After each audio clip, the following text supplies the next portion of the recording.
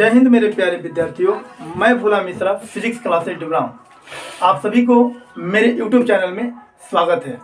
आज हम लोग क्लास 11th के रिवीजन बैच की शुरुआत करने जा रहे हैं, जिसमें यूनिट नंबर 1 से लेकर यूनिट नंबर 10 तक के जितने भी यूनिट्स हैं उनको यूनिट वाइज हम लोग समझेंगे। समझने के बाद उसका PDF यूट्यूब चैनल के डिस्क्रिप्शन बॉक्स में आपको दे दिया जाएगा। आज हम लोग शुरुआत करने जा रहे हैं यूनिट नंबर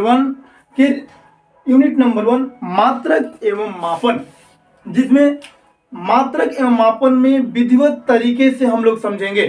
जिसमें सबसे पहला टॉपिक होता है कि भौतिक राशियां क्या होती है।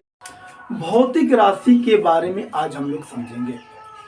फिजिक्स में भौतिक राशि उस राशि को बोलते हैं जिसे भौतिकी के नियमों में व्यक्त किया जा सके, या दूसरे अर्थों में कह सकते हैं हम लोग कि वे राशियां जिन राशियों को हम लोग माप सकते हैं, जिसे मापा जा सकता है, यानी कि मापी जाने वाली राशि जो होती है भौतिक राशि कहलाती है। अब भौतिक राशि मापना एग्जाम्पल के तौर पर हम लोग देख ले। लंबाई, द्रव्यमान, समय, बल, कार्य, ये सब जितनी राशियों का हमने नाम लिया, इन राशियों को कहीं ना कहीं से हम लोग माप सकते हैं, या यूं कहे तो इन राशियों को हम लोग भौतिकी में व्यक्त कर सकते हैं। तो भौतिक राशियों का परिभाषा हम लोग कैसे देंगे कि वे राशियां जिन्हें भौतिकी के नियमों में व्यक्त कर सकते हैं, या वे राशियां जिसे मापा जा सकता है, उन राशियों को हम लोग भौतिक राशि के नाम से जानते हैं या भौतिक राशियां कहते हैं। अब एक बात बताइए हमको कि भौतिक राशि भी दो प्रकार का होता है। एक को बोलते हैं हम लोग आधारी राशि, नंबर 2 होता है व्युत्पन्न राशि। अब आधारी राशि किसे कहेंगे कि वे भौतिक राशियां जो अपने आप में स्वतंत्र होती है, जिसे व्यक्त करने के लिए किसी अन्य प्रकार की राशि की सहायता न लेनी पड़े। जैसे देखिए लंबाई, यदि हम लंबाई के बारे में बात करें, यदि हम द्रव्यमान के बारे में बात करें, यदि हम समय के बारे में बात करें, ये सब राशियां जिनकी नाम हमने लिखा है, इन सब राशियां स्वतंत्र होती है। मतलब इनको किसी दूसरे पर निर्भर नहीं रहना पड़ता है। तो उन राशियों को हम लोग आधारी राशि या मूल राशि के नाम से जानते हैं। दूसरी ओर व्युत्पन्न राशियां, मतलब ये हुआ कि ये राशियां कहीं ना कहीं निर्भर रहती है। मतलब किस पर निर्भर रहेगी? आधारी राशि पर निर्भर रहेगी।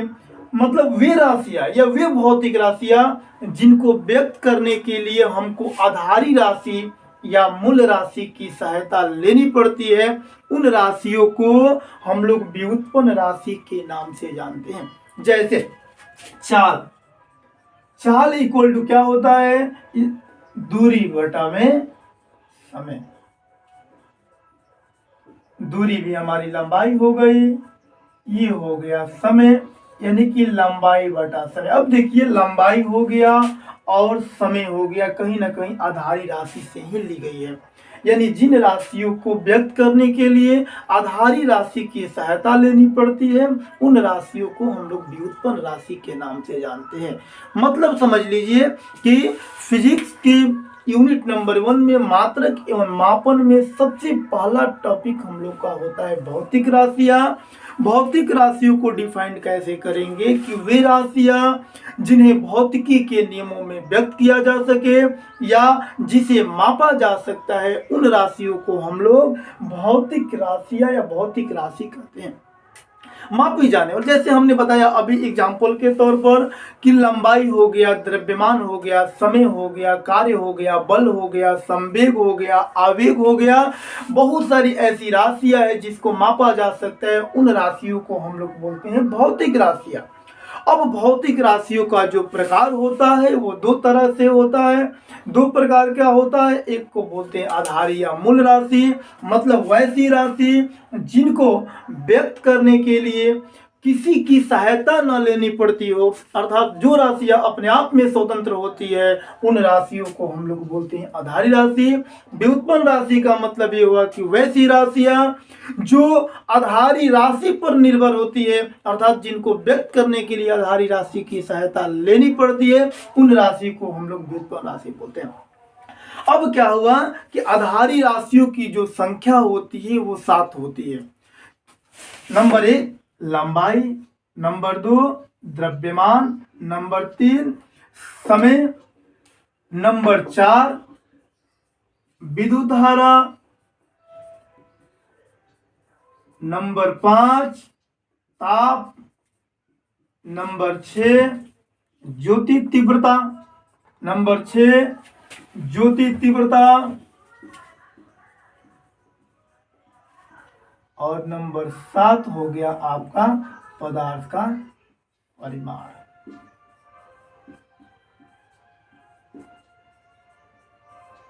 मतलब आधारी राशियों की जो संख्या होती है ये 7 होती है, लेकिन कोण के आधार पर भी 2 राशियां होती है।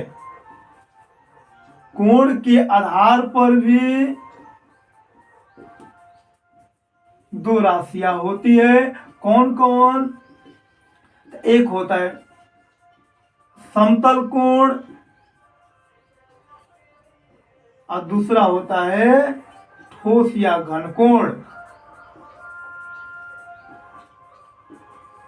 इसका ये होता है, मतलब आधारी राशियों की जो संख्या होती है 7 होती है, और कोण के आधार पर भी 2 आधारी राशियां होती है। अब एक और बात आप सभी को बता दें विद्यार्थी, कि किसी भी भौतिक राशि को जब व्यक्त करना होता है तो भौतिक राशि को व्यक्त करने के लिए एक संख्या और एक मात्रक की आवश्यकता होती है। संख्या एवं मात्रक, जैसे मान लीजिए हम एग्जाम्पल के तौर पर बोल रहे हैं कि किसी विद्यार्थी का वजन जो है, द्रव्यमान जो है, वो द्रव्यमान 50 केजी है। द्रव्यमान हमने मान लीजिए कि लिख दिया 50 केजी। सिंपल वे में कहें कि किसी विद्यार्थी का द्रव्यमान 50 है, तो आप लोग क्या आइडिया निकाल सकते हैं, क्या लगा सकते हैं कि भाई 50 का मतलब क्या? यानी कि 50 के साथ साथ कोई ना कोई उसका संगत मात्रक होना चाहिए। इसीलिए याद रखिएगा कि कोई भी राशि हो, उस राशि को यदि व्यक्त करना हो तो व्यक्त करते समय उसके संख्या के साथ साथ कहीं ना कहीं मात्रक की भी आवश्यकता होती है। इसलिए किसी भी भौतिक राशि को व्यक्त करने के लिए एक संख्या और संख्या के साथ साथ मात्रक का होना अति आवश्यक होता है। इसलिए भौतिक राशि को फिजिकल क्वांटिटी बोलते हैं, इसीलिए भौतिक राशि को इंग्लिश में क्यू बोलेंगे, संख्या को नंबर बोलते हैं और मात्रक को यू बोलते हैं। क्यू इक्वल टू हो गया एन यू, मतलब किसी भौतिक राशि को डिनोट करने के लिए एक नंबर और एक यूनिट का होना आवश्यक है। अब आते हैं हम लोग आधारी राशि। तो जान लिए आधारी राशि की जो संख्या होती है वो 7 होती है, कोण के आधार पर भी। विद्यार्थी अब हम लोग व्युत्पन्न राशि को उदाहरण सहित हम लोग समझेंगे। जैसे मान लीजिए कि व्युत्पन्न राशि का एग्जाम्पल हम लेते हैं त्वरण। तो त्वरण इक्वल टू क्या होता है?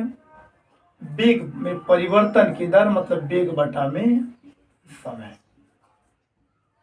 हम ऊपर लिख देते हैं एक बार, वेग इक्वल टू होता है विस्थापन बटा में समय। अब हो गया विस्थापन भी आपका हो गया, लंबाई और समय हो गया। वेग हो गया आपका लंबाई बटा में समय और फिर हो गया समय।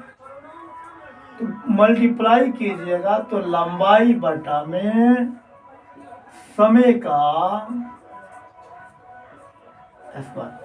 कहने का मतलब ये हुआ कि कहीं ना कहीं जिन राशियों को हम लिख रहे हैं वे राशियां आधारी राशि पर निर्भर कर रही है।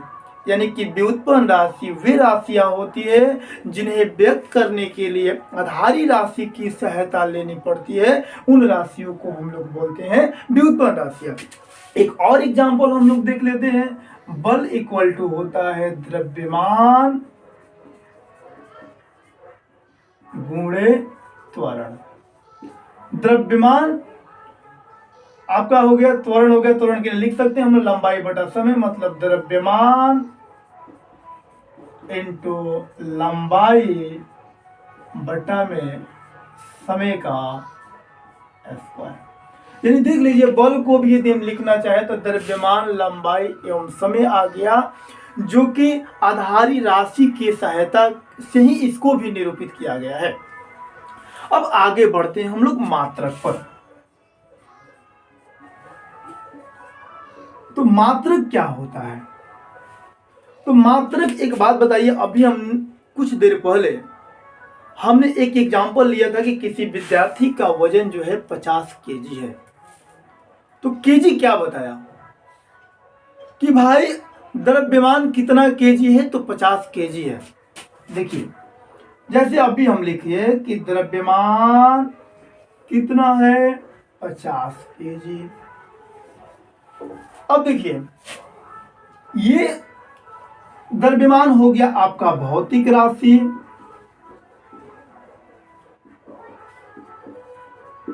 ये हो गया संख्या।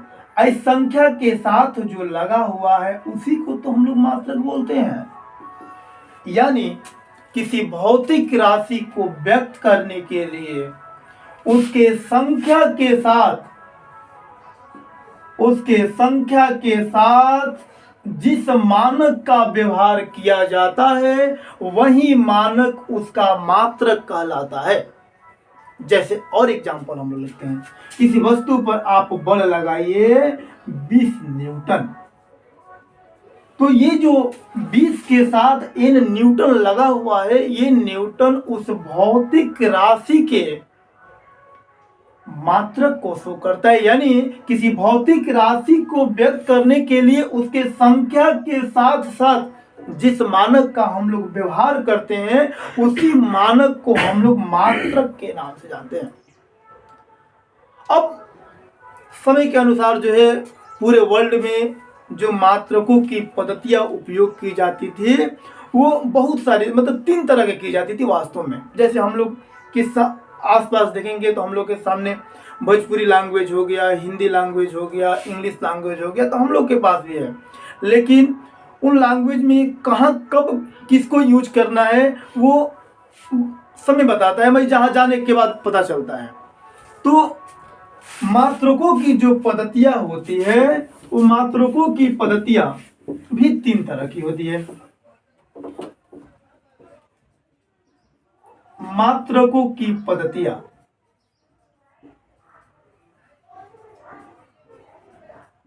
तीन तरह की होती है। नंबर 1 आता है CGS, नंबर 2 आता है FPS, नंबर 3 आता है MKS। ये 3 तरह की पद्धतियां जो है पूरे विश्व में उपयोग की जाती थी किसी भौतिक राशि को मापने में। तो 19 शायद फ्रांस में एक माप तौल सम्मेलन हुआ। उस सम्मेलन में वैज्ञानिकों के दिमाग में ये आया कि क्यों ना एक पूरे वर्ल्ड में एक ऐसे पद्धति का उपयोग किया जाए जिससे पूरा विश्व के लोग या विश्व के साइंटिस्ट या विश्व के जितने भी लोग हैं उस पद्धति का उपयोग करें।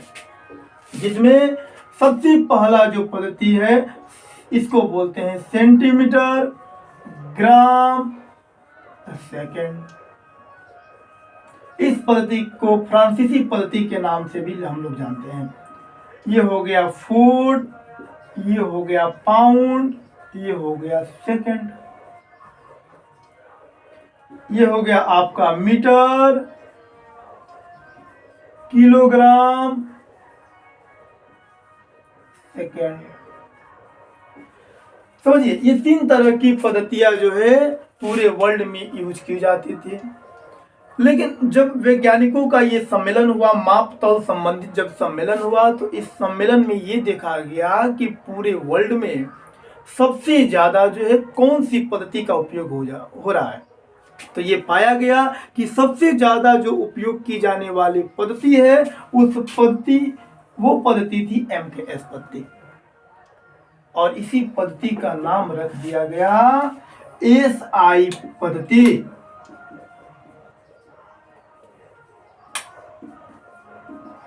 इसका मतलब हो गया सिस्टम इंटरनेशनल।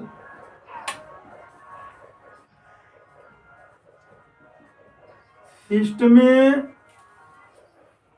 इंटरनेशनल, अंतरराष्ट्रीय पद्धति, और यही पद्धति पूरे विश्व में उपयोग की जाती है। मतलब वैज्ञानिकों ने ये बात रखा कि अपने कंट्री में आपको जिस पद्धति का उपयोग करना है कीजिए, लेकिन वर्ल्ड संबंधित जब बात आएगी तो उस समय जो है आपको MKS पद्धति का ही उपयोग करना है। इसलिए MKS पद्धति को SI पद्धति के नाम से जाना गया। एक और बात, जैसे मान लीजिए कि किसी राशि की, मान लो कि कोई लंबाई जो है 5 मीटर है, ऐसी चीज को हम लिख देंगे 500 सेंटीमीटर, 500 सेंटीमीटर। अब एक बात बताओ विद्यार्थी कि 5 मीटर और 500 सेंटीमीटर में क्या अंतर है? वैल्यू में तो कोई अंतर नहीं है। अंतर है, संख्या में अंतर है, मात्रक में अंतर है, लेकिन वैल्यू में कहीं अंतर नहीं है। इसीलिए याद रखिएगा कि जिसकी संख्या बड़ी होती है उसका मात्रक छोटा होता है, जिसका संख्या छोटा होता है उसका मात्रक बड़ा होता है। इसीलिए कहीं कहीं ऐसा भी पूछता है कि किसी भौतिक राशि को जब निरूपित आप करते हैं तो संख्या और मात्रक में रिलेशन क्या होता है? तो संख्या और मात्रक में जो रिलेशन होगा वो एक दूसरे के व्युत्क्रमानुपाती होगा। व्युत्क्रमानुपाती होता है, ठीक है। तो ये होता है आप हम लोगों के सामने मात्रक, कि मात्रक किसको बोलेंगे कि किसी भौतिक राशि को जब व्यक्त करना होता है तो उसके संख्या के साथ साथ जिस मानक का हम लोग व्यवहार करते हैं वही मानक उसका मात्रक कहलाता है। फिर हमने बताया कि मात्रकों की पद्धतियां में 3 तरह की मात्रकों की पद्धतियां होती है। एक को बोलते हैं FPS, एक को बोलते हैं CGS और एक को बोलते हैं MKS। इन तीनों पद्धतियों के बारे में हमने लिख दिया है कि यदि CGS होगा तो इसका मतलब सेंटीमीटर ग्राम सेकंड होता है, यदि FPS हो गया तो फुट पाउंड सेकंड होता है, यदि MKS होता है तो मीटर किलोग्राम सेकंड होता है। यहां तक हो गया विद्यार्थी। इसके बाद इसका पार्ट 2 जो वीडियो है बहुत ही जल्द, आज तो ये चलेगा, आज तो जो है ऑनलाइन ये क्लास हो गया हमारा, उसके बाद जो है इसका जल्द शाम तक या कल हम पार्ट 2 जो है वीडियो लोड करेंगे या ऑनलाइन चलाएंगे, ठीक है, दोनों कर सकते हैं। इसके लिए आप लोग देखकर इसको यूज कर लीजिए, क्या बोलते देख लीजिए। बहुत बहुत धन्यवाद। बहुत बहुत धन्यवाद इस वीडियो को देखने के लिए। और जैसा हमने आपसे कहा था कि गुरुजी चैनल पे आएंगे और आपको फिजिक्स बिल्कुल एकदम जीरो से पढ़ाएंगे, तो उसका शुरुआत आज से हो चुका है और गुरुजी आपके समक्ष है, आपने पढ़ा भी है। तो अब विशेष क्या कहना है गुरुजी, तो आपको सब कुछ देख रहे हैं, पूरा एकदम पढ़ा दिए हैं। तो चैनल को अधिक से अधिक सब्सक्राइब कीजिएगा और शेयर भी कर दीजिएगा विद्यार्थी, ताकि सभी विद्यार्थियों के पास ये पहुंच जाए और सभी विद्यार्थी अच्छी तरह से इसको देख ले। जहां पर भी दिक्कत होगी तो आपको डिस्क्रिप्शन बॉक्स में जो है मेरा व्हाट्सएप नंबर भी उसमें ऐड रहेगा। साथ में आपको इस चैप्टर या यूनिट बोलिए, यूनिट का जो है PDF आपको जेरॉक्स कॉपी के रूप में वहां पर जो लिंक दिया रहेगा उस लिंक से आप लोग डाउनलोड कर सकते हैं। और एक बात की, इस चैनल पे 1 फरवरी से फिजिक्स, केमिस्ट्री और मैथ उसका भी ऑनलाइन क्लास 12th का बैच शुरू होगा। तो आप सभी अधिक से अधिक बच्चों को शेयर कीजिएगा और सारे बच्चों को जोड़िएगा, क्योंकि और इस ऑनलाइन की दुनिया में इससे बड़ा फैकल्टी आपको इस लोकल एरिया में नहीं मिलेगा। एक मंच पर तीनों हाँ, व्यवस्था, एक मंच पे तीनों आदमी मिलेंगे। इंग्लिश की भी टीचर की हम लोग व्यवस्था कर रहे हैं।